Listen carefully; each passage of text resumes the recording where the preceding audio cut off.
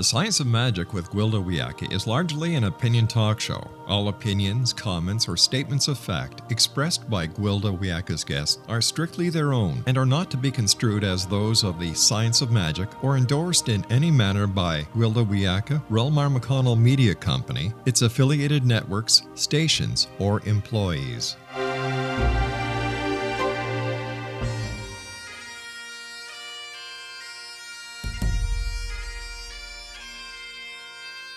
Welcome to the Science of Magic with Gwilda Wiyaka, a program dedicated to uncovering the unified nature of reality and humanity's ever-evolving place as truly galactic beings. For more information on the Science of Magic with Gwilda Wiyaka, visit us online at www.thescienceofmagic.net.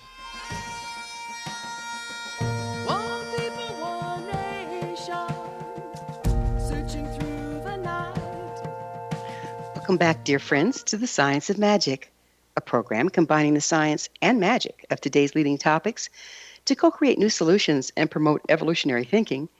I'm your host, Gwilda Wiyaka. This hour we'll be exploring vibration as the key to healing. Shamanism is an ancient form of energy healing dating back 60,000 years and is still in practice today. For any modality to have lasted that long, there must be something to it. What are shamans? In simple terms, they're frequency masters. They treat on the vibrational level of a person, place, or thing, correcting imbalances at the quantum mechanical level of life. While the quantum level is where manifestation begins, it's mostly ignored by modern medicine. Einstein believed that everything expresses according to frequency. He proposed that if you match the frequency of the reality you want, you'll produce that reality. According to this paradigm, it stands to reason that if we wish to be healthy, long-lived, and have abundant lives, we must match the frequency bandwidth of health, longevity, and abundance. It also indicates that there are frequencies below and above this bandwidth that result in a different reality. Just so, there are frequencies below and above the optimum human bandwidth where we can no longer maintain physical health, or for that matter, corporeal life. So what is the frequency of health, abundance, and longevity, and how does one access and maintain it? Our guest this hour, Dr. Stephen T. Sinatra, is in a unique position to help us explore these mysteries. Dr. Sinatra, the author of many books, is a board-certified cardiologist, an assistant clinical professor at the Medicine at the University of Connecticut School of Medicine in Farmington. He's a certified bioenergetic psychotherapist and a nutrition and anti-aging specialist. His website, heartmdinstitute.com. Dr. Sinatra, thank you so much for joining us on the Science of Magic. Oh, thanks. It's great to be here, Guida. Great to be here. So at first glance, your background seems firmly rooted in traditional medicine until we get to the part about you being a bioenergetic psychotherapist. What is that? Well, basically, I trained under Alexander Lowen. He wrote about 25 books, and he was Wilhelm Reich's last disciple. And it was Reich and Freud in Vienna in the 1920s that had a split. Freud always thought that life mattered from the neck up, but Reich felt that it was the body that told the truth. In other words, the mind was a deceiver, so to speak. So he and Freud split, and then Alexander Lowen was Wilhelm Reich's last student. And then I ended up being Lowen's last student. So Wow. Basically, bioenergetic psychotherapy is an energy-based therapy in the body. And as a physician, I have to tell you that whenever energy is blocked in the body, illness or pathology does occur. That's amazing. So let's go into vibration and healing. What do you mean by vibration? Well, vibration, and this is something that I've developed over the last 4.5 decades of being a doctor. I mean, one of the things I realized about being a heart specialist is that all life, even prehistoric man realized this, millions of thousands of years ago, hundreds of thousands of years ago, that all life depended upon a pulsating heart. So the heart basically is in a vibratory state. It pulsates. And everything from minerals to enriched soils to animals and humans, we have a vibration in our structure and our being. And vibration just impacts everything. In other words, there are high vibrational foods. We have our feelings. We can have emotions. They can be low vibrational, high vibrational. And maybe I should give you an example of this, because this has probably happened to everybody on the planet. It's happened to me about 3 or 4 times. Gwilda, ever go to a movie theater and sit next to somebody, and all of a sudden you feel uneasy? You don't know why. Yeah, And that person next to you was probably seething with anger or rage or something, and all of a sudden the vibration extends a few feet over into our own body.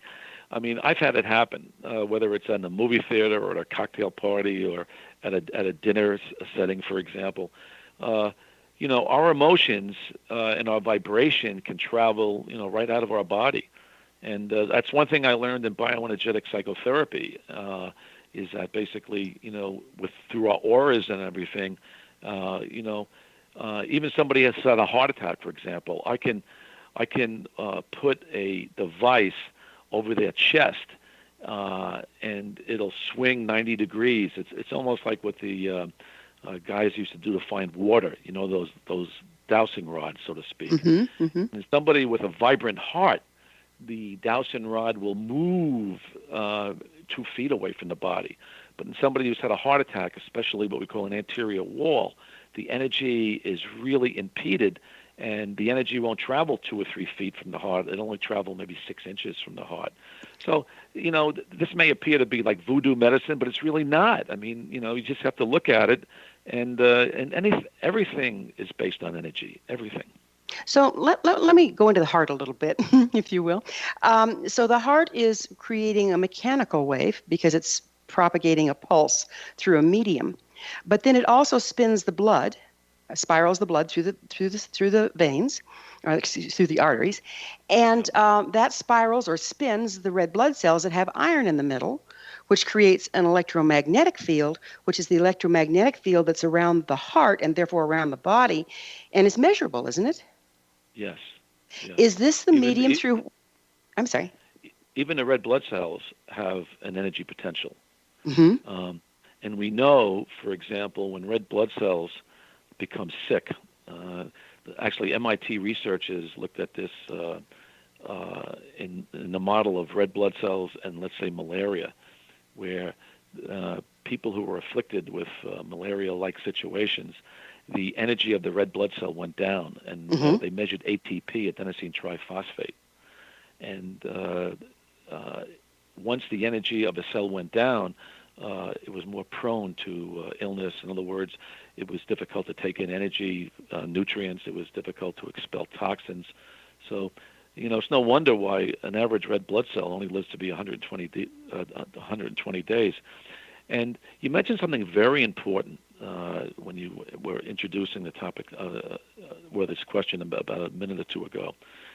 One of the things that I learned as a cardiologist is that the amazing force the heart has in torquing the blood around the body. And this happened to me by accident, Gwilda. I was in a cath lab. In fact, I was only a fellow in cardiology. I wasn't even a board-certified cardiologist. And we were doing a coronary angiogram on a patient, and we would use catheters inside the brachial artery and rubber bands to hold the artery in place, so to speak. But I'll never forget this as long as I live. One of the rubber bands slipped, and the catheter fell out of the patient's arm, and the blood literally squirted across the room and hit the ceiling like 15 feet away. It was at that moment when I realized the torque of the heart. And it's true. It's amazing. When we do an angiogram, we can see the heart twist. When we fill it with dye, for example, and it ejects blood, it's the twisting of the heart and the torque that is derived that's absolutely amazing. I mean, that's why, a stab wound or a gunshot wound, you can bleed out within seconds because the heart is torquing under such pressure that blood is flowing under, incredible speeds. And I'll tell you this, I mean, red blood cells travel at the speed of light. They vibrate that's fast. That's incredibly fast. So, there's a lot of electromedicine in cardiology, and we didn't even mention the electrocardiogram, which is really an electrical impulse. Remember, it's the electrical impulses that are transferred to mechanical impulses. And, that's the beauty of the heart. It's such a pulsatile organ. And about a third of the heart is ATP, which is adenosine triphosphate, which is the energy of life. Wow. Wow. It's an amazing organ, isn't it? Just an amazing organ. It is. Yeah. It is. Yeah, and there's so much more to it than meets the eye. We're going to have to take a break here in a second, but I really want to get back into the heart does a heck of a lot more than just push the blood around, I believe.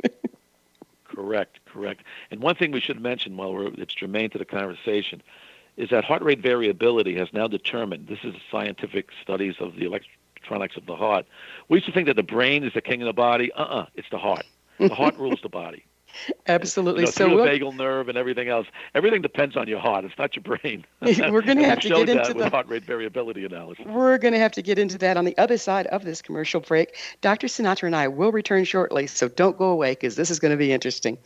But before we pause, let me share some great news. Galactic Shamanism, Art of the Ancients, Key to Tomorrow, is offering a 3-day residential taught by yours truly, Gwilda Wiyaka. The 2018 Spring Equinox Medicine Wheel Training will be held in the beautiful Colorado Mountains, March 18th through the 22nd. Come enrich your life with the power of the universe. Learn to build and maintain your own cross-cultural shamanic medicine wheel to support you, your family, and the earth through these transitional times. The registration deadline is rapidly approaching, so visit findyourpathhome.com and sign up today. I really look forward to seeing you there. This is The Science of Magic with yours truly, Gwilda Wiyaka, on the X-Zone Broadcast Network, www.xzbn.net.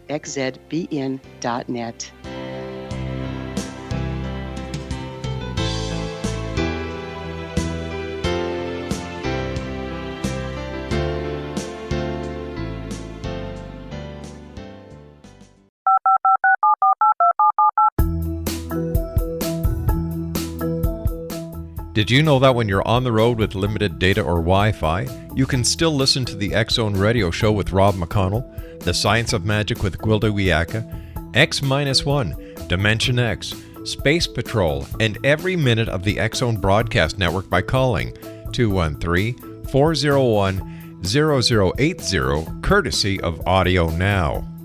No smartphone, app, or internet needed. It saves your data plan and it's free if you have unlimited minutes. Call 213-401-0080 to listen on any phone, anytime, anywhere.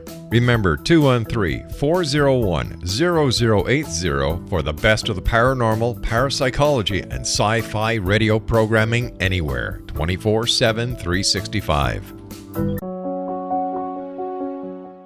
Gwilda Wiyaka's latest book, The Science of Magic, Book of Mysteries, Volume 1, is the first book in a series based on her writings that open every episode of the Science of Magic radio show.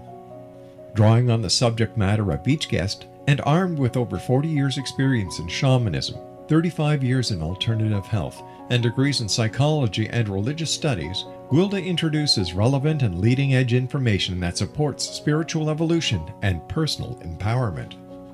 Rich with wisdom and inspirational quotes packaged in digestible segments, this is a book that will pull you from cover to cover. It will also serve as a daily inspirational reading for years to come. The Science of Magic Book of Mysteries, Volume 1 is available at our website, tsompublications.com, amazon.com, and wherever fine books are sold. Back in Victorian England, a famous theologian posed a perplexing riddle. Why are the two top personalities in the Bible tagged with the numbers 7 and 11? Academics agree the answer is found in the stunning discovery of a hitherto secret Bible structure explained in a new book called The Genesis Grid. The discovery is so simple that preschool children could illustrate it. Certain claims are hugely controversial and may offend some, but at the X-Zone, we've studied this awesome new book and agree with one expert, and I quote, "These discoveries appear to be beyond coincidence." So who or what hid this wonderful pattern in the Bible, and what might they do next? Find out more, X-Zone Nation, and read reviews on www.genesisgrid.co.uk. That's www.genesisgrid.co.uk.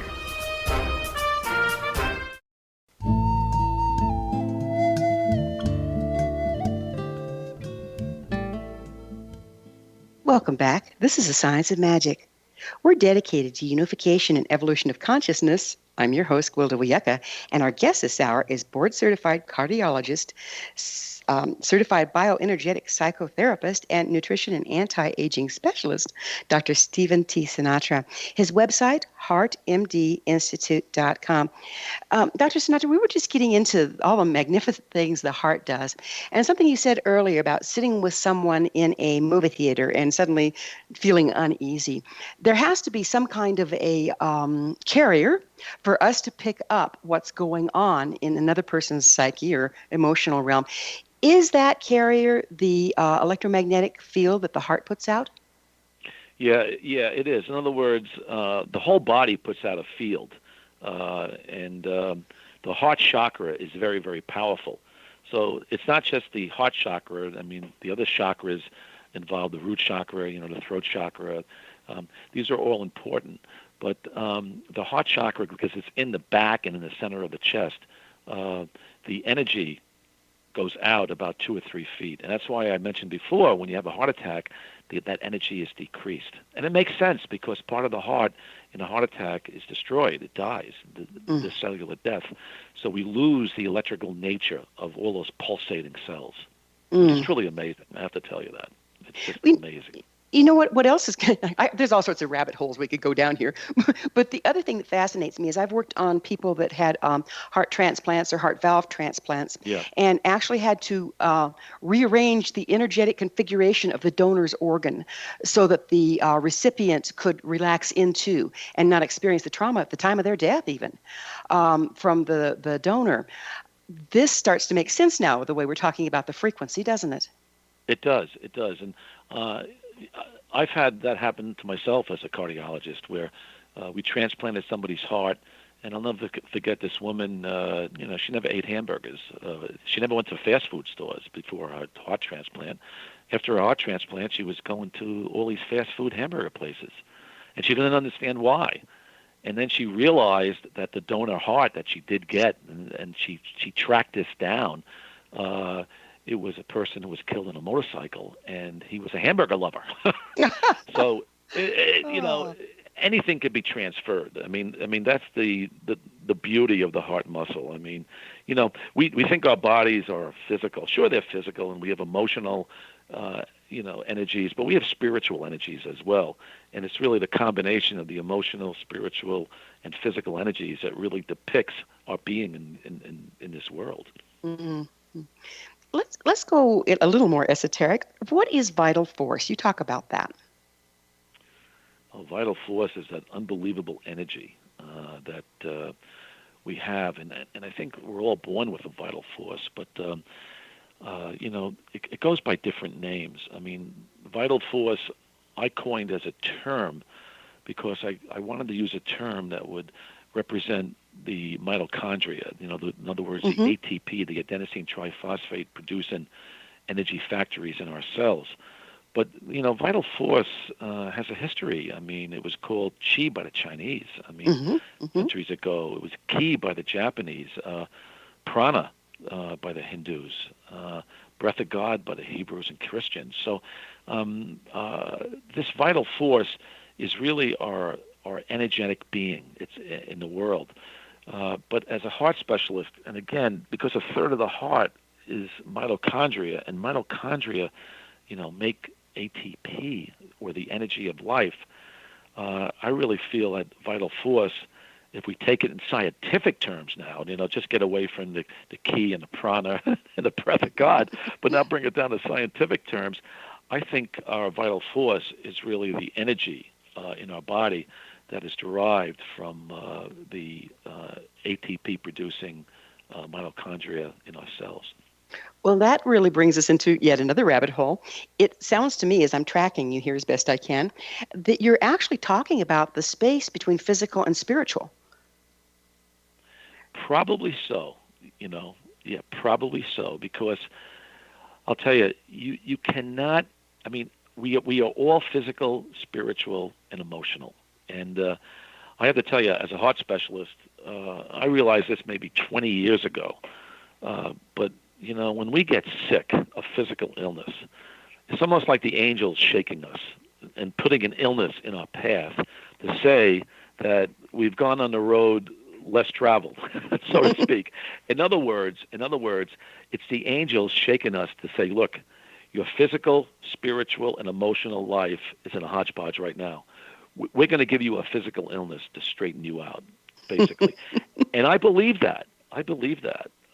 So, you know, I mean, look how many people I've treated in my lifetime who've had. Let's take corporate males, for example, who worked in corporate structures and had heart attacks early in their life, and I'd be visiting them in the CCU, and they'd be staring at the ceiling, and I would say, "What are you thinking about?" And they say, "Doc, I'm in a wrong job. I think my job is killing me." You know, it's a disconnect, in other words, with their physical and emotional. And then we've all heard this acronym, this saying, "I'll stay in this marriage until it kills me." And guess what? For some people, it does kill them. Yeah. Because they've stayed in a dysfunctional marriage and they got heart disease. So, I mean, you know, getting sick to me means that, you know, we're disenchanted or we're discombobulated from our emotional and physical and spiritual being. Let's talk about how vibration plays into that. So, is the vibration compromised on physical, mental, or emotional, or spiritual? Is that that frequency compromise? Is that what's causing the illness? Well, yeah, and some people it does. I mean, I really believe that once we lose the vibration of our cells, we're more prone to illness. And you know, even in college chemistry and medical school histology, we would look at the microvoltage of cells, and the healthy cells would have, you know, good microvoltage. It would be like minus 90 MVs. And then in cancer, for example, we've seen how microvoltage of cells goes down. In other words, they measure it. And even in that MIT study I mentioned at the beginning of the broadcast, where they looked at cells from malaria victims, how the energy went down. So yeah, there's a connection between all of this, and I mean, getting sick is, to me, can be an energy phenomena. I mean, let's face it. Look at depression, for example. I mean, depression is a horrible illness, and you know, if you look at women with depression, they get 4 times more heart disease, you know, when they're depressed. And if you look at depression, it's an emotional illness. But the emotional illness gets transferred into a physical illness. And, you know, I use that as an example because a lot of people do get depressed, and they can connect with the energy of depression. It brings us down, and it not only brings our mental energies down, but it brings, you know, it can assault us on a physical basis as well.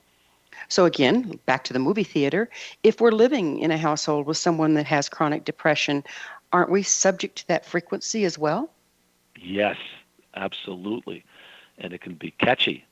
That's why if you live with somebody in a house who is depressed, you know, you might likely get depressed as well. I mean, you know, a lot of illnesses, especially, you know, when we live in close contact with our mates, for example, you know, one person can develop an illness, and then subsequently the other person may develop the same or a similar illness. Because again, you know, in households we do have the same energies, we eat the same foods. You know, some of us may ground, some of us may not ground, some of us are electrically oriented to gadgets, for example. I believe that computers and cellular phones and cordless phones are very toxic to the body, and it drives our energy down, our vibration down. So whenever you live in a household with somebody and somebody gets sick, we have to look at the environment, because that same environment may have a particular effect on the other person, but that also depends on what their genetics are. Now that we've determined, you know, the genetic, you know, sort of mapping since 1997 when the Nobel Prize was won, now we're seeing that, you know, genetics plays a very, very vital role in why people get sick. 'Cause some people can detoxify better than other people can. Other people have, you know, strength. Other people have weaknesses. So I think medicine is going to get very exciting in the next decade. I can tell you that. And I can tell you this, Wilda. I really believe that when you go to a doctor 10 years from now, they're going to get your genetic profile. And they're going to say, okay, you're weak here. We'll strengthen this up, you know, and we'll give you this antidote instead of giving people drugs and this and that. I think the whole focus of medicine is going to become very, very vibrational. That's going to be amazing too. I have to agree with you, even though I'm certainly not the expert you are. But if you think about it, it's all about the frequency. You have genetic predisposition, but you don't have to ever break down in that particular illness if the frequency of your body is maintained at a healthy level. Is that what you're talking about here? Yeah, exactly. In other words, look, if you are dealt a bad set of genetics, that doesn't necessarily mean you're doomed. You know, I had this all the time in my practice, Gwilda. I mean, I've had.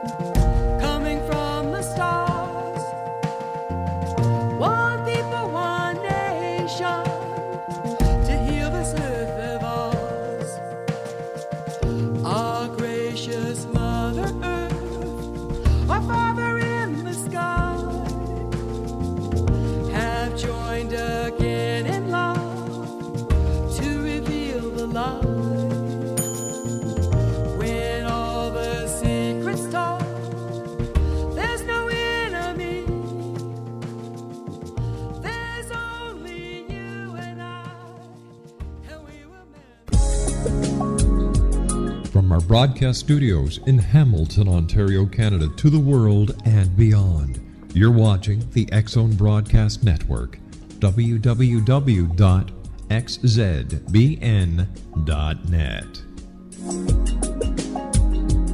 AVS Media Den.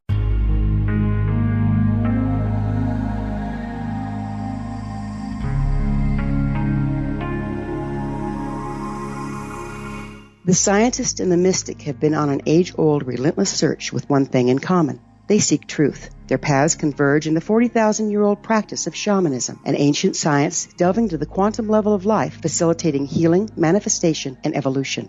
I'm Gwilda Wiyaka, the founder and director of Path Home Shamanic Arts School, a unique Colorado State certified occupational school training shamanic practitioners and teachers. We also provide classes for empowering personal lives through shamanism. Our certification classes are in week-long segments enabling international participation, and online classes and long-distance shamanic healing sessions are available. Come discover the science of magic in the limitless world of shamanism. www.findyourpathhome.com.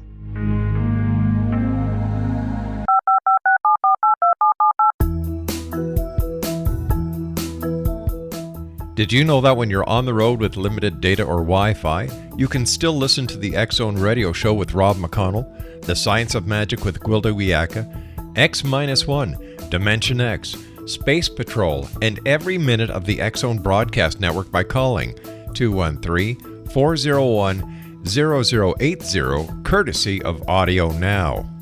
No smartphone, app, or internet needed. It saves your data plan, and it's free if you have unlimited minutes. Call 213-401-0080 to listen on any phone, anytime, anywhere. Remember 213-401-0080 for the best of the paranormal, parapsychology, and sci-fi radio programming anywhere, 24/7, 365.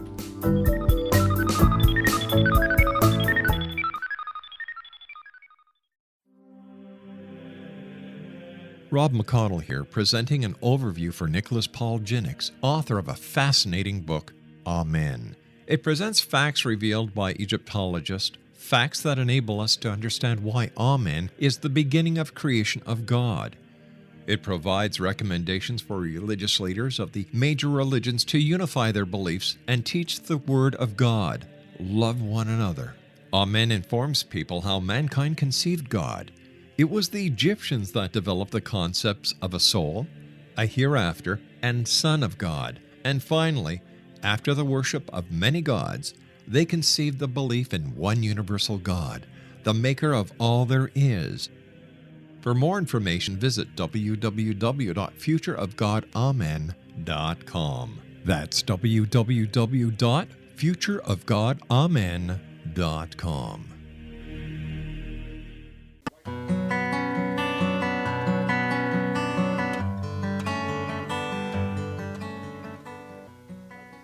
Welcome back. This is the Science of Magic, a place where magic and science come together to promote enlightenment. If you enjoy all the wonderful topics on our program, visit my blog to ask questions and share thoughts as the adventure continues at our website, thescienceofmagic.net. I'm your host, Gwilda Wiyaka, and our guest this hour is board-certified cardiologist, certified bioenergetic psychotherapist, and nutrition and anti-aging specialist, Dr. Stephen T. Sinatra. His website, heartmdinstitute.com. Dr. Sinatra, we were talking about genetics and how genetics can predispose us to something, but it really depends on the way the individual approaches what's in their genetics and how they choose to live with that. In other words, sometimes a person can really be afraid of the disease that their parents died from and develop it at about the same age that their parents had, while others absolutely never see the disease at all. How do you explain that? Well, I mean, if you have a parent who died early, and I had several in my practice, and if the child believes that they will also die early because their parent did, in most situations, that child will develop a similar illness. Now, this was written up by George Engel, by the way. He was a psychiatrist and an internist. He was dual board certified. And he wrote about 200 cases of sudden death. But what was really interesting was that he wrote about his own situation where his dad died and he was a twin. And basically, he and his brother, who were both doctors, MDs, believed that the death of their father was absolutely catastrophic. And his brother died on the same day that his father died on. Now, George Engel, he was lucky. He did not have a heart attack on the anniversary date, but he developed bleeding hemorrhoids, and he had a bleeding disorder. And it's my belief that there was such a high impact of energy in the physical body that the bleeding in itself was a way of poking a hole in the dam, so to speak, and getting the energy out. And it was fortunate that he had this because he didn't have a catastrophic event like his twin brother did, a heart attack, which was really the cause of his father's demise. So I wrote about that in my book, Heartbreak and Heart Disease. And I have to tell you, it's a very, very, we call it the nemesis complex. So for our listeners, if you have a parent who died of an illness very early, do not believe that you're going to get that illness. You have to cast that out of your body. Don't believe it. Just don't think about it, because that nemesis complex, if you do believe it and if you do think about it often, it could have major consequences in your own body. So like belief and fear, of course, but belief actually attunes you to the very thing that you're afraid of. Yes. You'll actually create the situation that you're afraid of.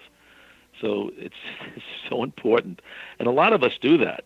We worry all the time. And again, I saw that in my patients all the time with heart disease. They worry they have cancer, and I would tell them, stop that. So don't even, put that word in your vocabulary. These older people would come in, with pains in their sides, and they would want me to check them for cancer and stuff like that. And, our psyche is a very, very important prognosticator of our physical body, and people need to realize it. It's a simple aspect of crying. One of the reasons why I wrote Heartbreak and Heart Disease years ago was that I discovered very early on in the 1970s, when I did a workshop at our hospital in Connecticut, was that crying is one of the healthiest things you can do to prevent the heartbreak that can lead to heart disease. And I published that in the medical literature. In fact, I did this study. I had 44 people in the workshop, and we published it. And what we looked at was urines, because the urine would have the breakdown products of stress hormones like adrenaline, noradrenaline, epinephrine, all those adrenaline-like hormones. And what we found was that women who were in the workshop, who bonded with one another, who who hugged one another, who cried with one another, who got angry with one another. They had no hormones in their urine. And when we broke the codes, they had no illness. And then we had 5 men. And I'll never forget this. That's why I published it, was that these men, they were like lumps of clay. They didn't cry. They didn't get angry. They wrapped their arms around their own bodies. They didn't hug one another. They didn't do anything. And they just sat there like lumps of clay. When we broke the codes, they had astronomical levels of adrenaline-like substances in their urine because the urine told the truth. And then when we broke the subsequent code on illness, 4 out of 5 of them had major heart attacks. Wow. In their history. So, again, emotions are a big factor, and crying is one of the healthiest things we can do to really heal the body. I mean, I'm convinced about that. It's a form of cleansing, isn't it? It's an energetic cleansing. Yeah. I mean, not only do you get endorphins released in tears, which is energetic cleansing, but you're moving the diaphragm, you're sobbing. And Polish researchers years ago showed that in let's say, chaotic breathing, like a type A individual would do, with type A behavior or coronary prone behavior, who suck in air and to try to get their words out very quickly. It's not a rhythmic type of breathing. They form more of what we call thromboxane A2 in their lungs, which clots blood. And we know that blood clotting, and the research I did on grounding, for example, I mean, we know that the thick blood, red ketchup blood, is the major, instigator of stroke and heart attack. So one of the things we need to do is keep our blood thin, and we can do that with earthing and walking on barefoot on the earth. We can certainly do it with, being very close to our emotions and crying and literally, discharging a lot of toxic energies we have and freeing up, the thromboxane A2 in the lung with, the sobbing and there's a biochemical basis for what I'm saying, not only with endorphins in the eyes, but other hormone-like substances in the body as well. There's these models that tend to go cross-cultural, that we're going back to, let's talk about our auric field, or the field around the heart. There is a field around the whole body, but it has various levels. There's one that represents the physical, which is the closest to the body. Then there's the emotional, which is next out. Then there's the mental, and then there's the spiritual, or where we start to blend into all that is, or at the quantum level. If any one of these gets bogged down, what happens to all the rest? Well, that's what I was talking about before. When we get off, let's say, tracked with our emotional, physical, and spiritual beings, when we, go on this road less traveled, so to speak, and we don't connect with our physical, spiritual, and emotional nature, we can literally get illness. And this is where, I really believe this after practicing medicine for over 45 years, that when we're off track, sometimes the spiritual forces, the angelic beings, can literally put an illness in our path to get us back on track.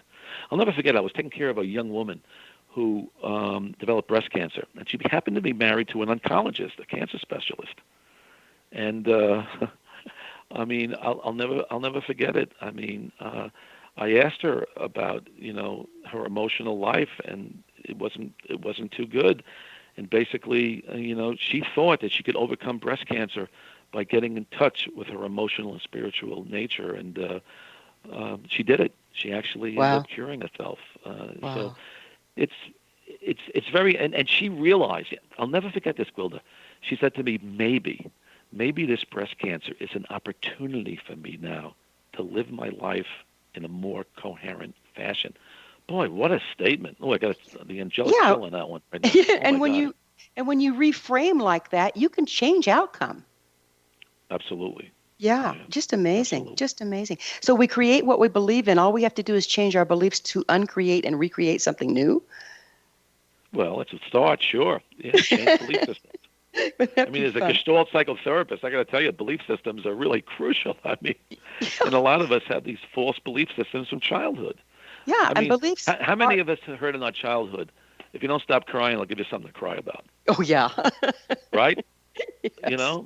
And like I said before, when I did that workshop, I realized that men who don't cry get heart disease. Think about that. Yeah. Oh, it's all Men blocked who up, and don't there you have cry it. get heart disease. Wow. And that was one of my issues, Gwilda. And because I grew up, I was strapped, and I was, I mean, I wasn't mutilated or anything like that, but if I was a bad boy, I got hit on the fanny. That was the thing my parents did in my day and age. And I have to tell you that it's just absolutely amazing. But I shut off my tears, and when I went into Gestalt psychotherapy and again in bioenergetics, I couldn't cry. An amazing event happened in my life. I think it was placed in my path by the angels again. I went to a movie theater and I saw this movie with Gene Hackman in it about this basketball team in Indiana. And during the movie, I was crying, and I was with my 8-year-old son. He goes, "Dad, you're crying again. You're crying again." And I said, "Drew," "this is the most healing thing I can do in my life." The movie brought out my sadness, and it touched something in me. That's why when I was counseling patients, and they would say to me, "Oh, I went to this movie and it made me cry," I would say, No. The movie didn't make you cry. The movie just touched the overwhelming sadness we all have in our bodies, and it was a vehicle to get you to cry. But that's the most healing thing we can possibly do is cry. Wow. Amazing. And so, sometimes events are placed in our path that are truly rewarding and simple, and we don't seize the opportunity. So that's why I saw that movie 5 times and kept on crying, because I knew it would help alleviate the stress and tension in my body. Well, we're going to have to cry on the other side of another break here. Dr. Sinatra and I will be back shortly, so don't you dare go away. Remember, you can always listen to past Leading Edge episodes where great minds meet, free of charge, on our website, thescienceofmagic.net. This is The Science of Magic with Gwilda Wiyaka on the X-Zone Broadcast Network, www.xzbn.net.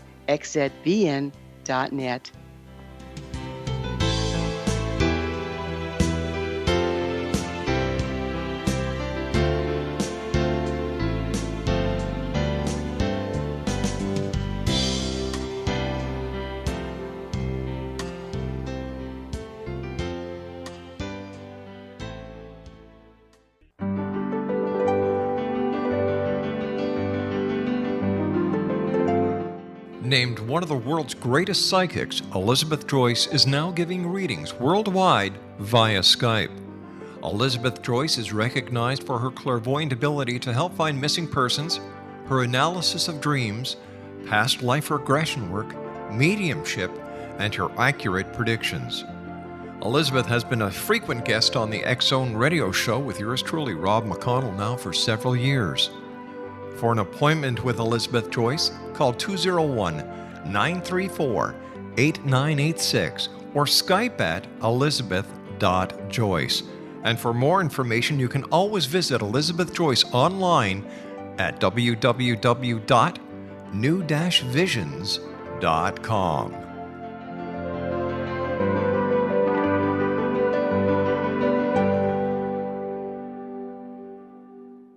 The new nonfiction book, Razor of Madness, is similar to cult movies like Clockwork Orange, Dragon's Tattoo, or The Other Side of Hell. Wayne Morin Jr. and Thomas Lee Howe will expose widespread and systematic deficiencies in this thought-provoking tell-all novel. Mind control rages among scholars in law schools. Human rights are ignored while thought reform and mental manipulation are accepted practices used as behavior modification. Dr. Louis Jolyon West comes to mind. Media and public scrutiny shows that United States mental hospitals are in fact destructive murder industries. Razor of Madness expose novel details this epidemic through an in-depth professional and personal investigation. For decades there has been a revolving door policy that still releases killers and pedophiles back into society. The maestro of mind control continues to haunt America to this very day. Razor of Madness is available in paperback or as a downloadable ebook at Amazon.com. I'm William S. Peckham. If you enjoy a good mystery with a touch of the paranormal, then you'll love my novel, From Out of the Woodwork. It's the story of a young Toronto contractor, Sean Kennedy, who buys derelict homes, guts them, and turns them into multifamily dwellings. Slums just waiting to happen. When Sean buys 29 Livery Lane, the house fights back. Former owners unexpectedly come out of the woodwork as he starts the destruction. The apparitions come to him when he touches old books, reads hidden letters, rummages through old boxes, finds a locket, or reads a discovered manuscript of a murder mystery. From Out of the Woodwork will take you from 1899 to the horror of the World Trade Center, September 11, 2001. Check out From Out of the Woodwork on my website, www.williamspeckham.com.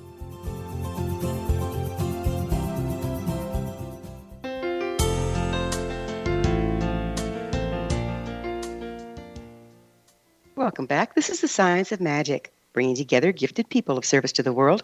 I'm your host, Gwilda Wiyaka. What's up in your world? I always love to hear from my listeners. You can email me at info@thescienceofmagic.net and suggest a topic or guest that's on your mind.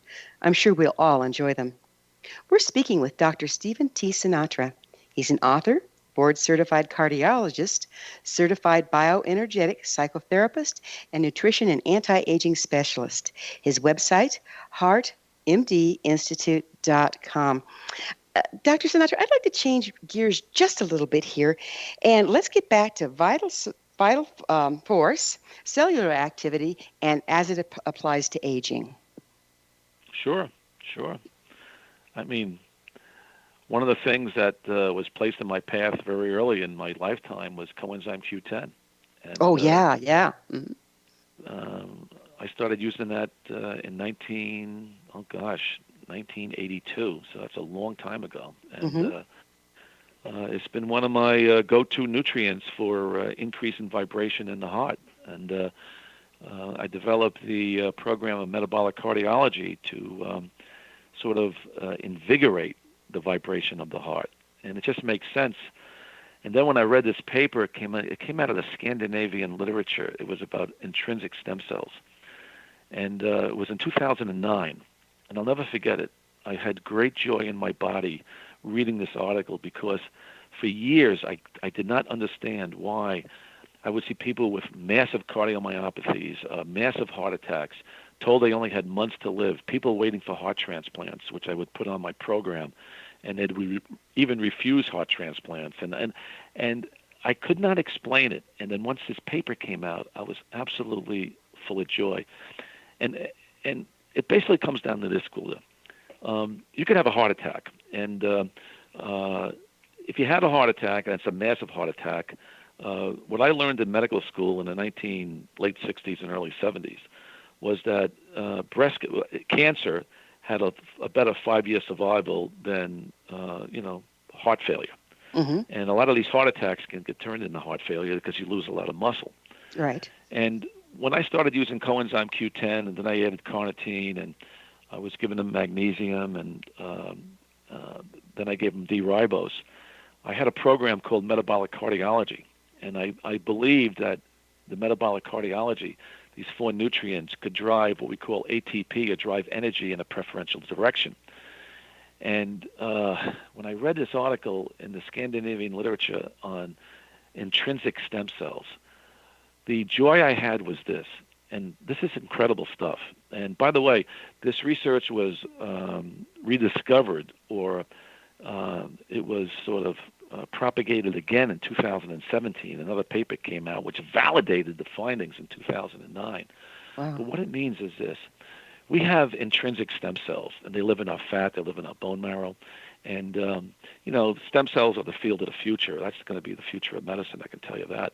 Yeah. But we have our own stem cells. So if you have an illness, I don't care what the illness is, and if you can live 2, 3, 5, more, maybe 10 years, our own intrinsic stem cells can reinvigorate our organs. Like we talked about, red blood cells live in 120 days. Well, the liver can regenerate itself. The heart, you can regenerate 40% of your heart if you live a few decades. So in people that I use metabolic cardiology on, the ATP supporting nutrients, where I use coenzyme Q10, carnitine, D-ribose, and magnesium, the belief I had was that I was driving ATP in a preferential direction. And since ATP is the essence of mitochondria, the essence of life, sort of the chi, the key energy, the prana, the breath of God by the Hebrews, whatever it is, I always felt that when we drive ATP in this direction, now we're turning on our stem cells of our body, which has the history, has the solution, has the mystery, has the message. to fix the body. Remember this. I've known this as a doctor for the last few decades. The body has the intrinsic wisdom to heal itself. All we need is the right resources, the right emotional, mental, physical, and spiritual forces. We drive that into the body, and the body has the memory to heal. We just got to give it the proper food, the proper nutrients, the proper beliefs. Crying. We have to just discharge the body of the negative producing components and fill it with positive producing components. So you're talking energy healing here. You're talking vibrational healing. It exactly. Is. It's vibrational healing. And it's been practiced for thousands of years. Oh yeah. But now you're bringing it into medicine. How exciting is that? I mean, even Dolores Krieger, I believe at Columbia years ago, when she was doing her Reiki, would show that you could increase red blood cell in the body. Right. In other words, that was shown 30 years ago. Energy medicine right now, we're at a crossroads, and I really think it's going to be the energy of the future. Mm-hmm. I so agree with you. And it's so exciting because, once again, it's where science and magic meets, isn't it? Well, it is. And, the blessing for me, because, I've been preaching grounding for 12 years and metabolic cardiology for years and mind-body medicine and heartbreak and heart disease. But I'll tell you, when I met Tommy Rosa and, when he did that round trip to heaven and back, he validated my research. Because what he heard in heaven was what I was preaching on earth. Because you got to remember, Gwilda, when I was lecturing on CoQ10 30 years ago, doctors would be walking out of the room. Nobody wants to believe this kind of stuff, The medical establishment, they want to believe in high-profile pharmaceutical drugs, and they do work in some instances. I believe in drug therapy, but lots of times it's simple things that work even better than high-class pharmaceutical drugs. So vibrational energy to me is really the essence of life, and that's why certain foods, high-energy foods, and the Greeks even knew that, when they used bee pollen years ago, thousands of years ago in the Olympics, the Greeks believed that high-energy foods could bring energy to the body. So I had this most interesting thing explained to me one time by a person that really specialized in energy medicine, but he also worked with MDs and everything. He did biofeedback of all things. But he says, if what you're eating has less life force than you do, it's going to take more life force to digest it than what you get out of it. It's simple math. He's absolutely right. Yeah. He's absolutely right. And what's the one thing we eat today that sucks our life force? All the dead food, maybe? Sugar. Oh, that. The average person now eats today? 160 pounds of sugar a year. And sugar brings nothing to the table. It creates heart disease. It's not cholesterol, it's sugar. Cholesterol protects the heart. Sugar kills the heart. I believe it. And we're a sugar-laden society. So what you just said is, our listeners have to take it away, and you really got to cut down on the carbs and the sugar in your diet, because then you'll have a low vibrational diet. A high vibrational diet is all about, high vibrational foods. That's why I even developed my own pasta sauce in a green facility in Ohio, because tomatoes, lycopene, bring an enormous amount of energy, to the body, especially when you mix it with olive oil, which is the secret sauce of the Mediterranean diet. That's why people live to 100 years old in a Mediterranean basin, because olive oil actually changes pro-inflammatory gene expression. So there's so many things you can do with high vibrational foods, and that's one of the reasons why I combine, garlic and olive oil together and the lycopene of tomatoes, because it's an incredible food you can take to keep you young. And I'll tell you this, Gwilda, another thing about lycopene is if you mix it with sulforaphane, which is found in broccoli, there's good research to show that the combination of the sulforaphane in broccoli and the lycopene in tomatoes is a deterrent to not only prostate cancer in men, but breast cancer in women. So even when my daughter-in-law developed breast cancer in her 40s, every time she comes to my house, I'm feeding her tomato sauce, and that's why I made my own, in this facility in Ohio, and I give her broccoli at the same time. It's a perfect combination. Yeah, it's just amazing. So it's you are what you eat. Response. Yeah, and all of our old diets were based on synergistic responses and how the food available could be combined to make a complete protein. And we've just gotten so far away from that to our own detriment, don't you think? Oh, yeah. Even supplements, one of the brain supplements I really like is resveratrol and turmeric. Individually, they're amazing individually, but if you take them in the same supplement together, it's like rocket fuel for the brain. And I'll tell you today, because of all the electromagnetics out there, the cordless phone, the cellular phone, I mean, the Wi-Fi, all that stuff, I believe it's aging our brain. And, you know, we don't want aging brains, because in this toxic environment, with all the chemicals in the environment and the electromagnetic forces, I mean, we want our brains to be sharp. And I'll tell you, I was at a medical conference a few weeks ago, and there was a devastating statistic given by Andrew Wakefield from England. It's horrible. He said by the year 2031, we might have 1 in 2 males being born autistic in our society, and that's a very, scary. Oh, scary. You should have him on your show. He's really good. You know, as a doctor, when I listen to other doctors speak in the audience, I can be a good critic, because I've been a doctor for 40 plus years, and you know, I have some gray hairs now, so I can see if somebody's on the right track. And I got to tell you, he was really good. So my hat's off to him. But it's getting scary right now in our environment. It is, and I'm so glad. Something. I'm so glad revolutionary thinkers like yourselves are out there making noise and making a difference. And time has flown. Unfortunately, we're about out of it. But I would love, we just barely got started on what we can dance with. I'd love to have you on again in some time in the future. We'll do it again. Oh, that'd be great. That'd be great. All right, great. Great talking to you. Great talking to you. Our guest this hour has been board-certified cardiologist, certified bioenergetic psychotherapist, and nutrition and anti-aging specialist, Dr. Stephen T. Sinatra. A lot of great information. This is a gentleman whose books you want to look up. And you can probably find them at his website, which is heartmdinstitute.com. Remember to join our email family to stay abreast of all the exciting new things we have coming up at thescienceofmagic.net. This has been The Science of Magic with Gwilda Wiyaka on the X-Zone Broadcast Network, www.xzbn.net. We're aired daily there. Until next time, dear ones, may you be blessed with knowledge and comforted with love as you master life through frequency. One people, one nation, searching for the light. One people, one nation, coming from the stars. One people, one...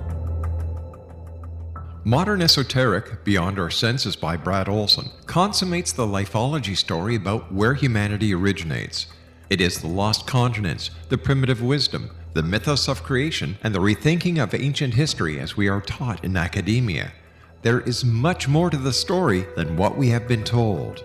As this is the first book in the Esoteric series, Modern Esoteric starts at the beginning of time and accelerates up to this modern age.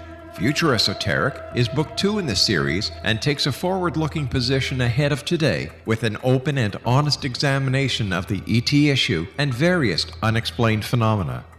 To discover the writings of author Brad Olson, visit www.bradolson.com. That's www.bradolson.com.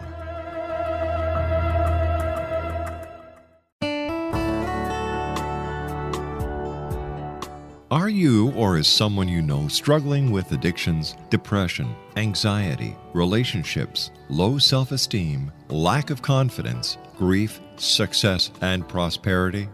Do you know that your subconscious belief plays a big role in the outcome of your hard work?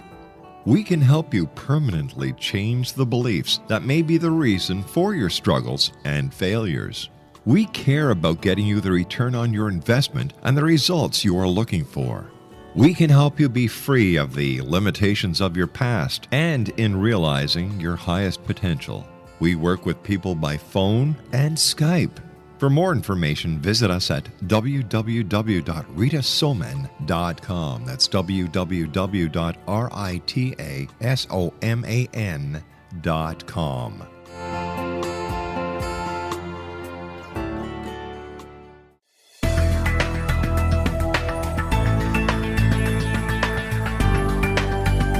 Do you think you have energy problems in your home?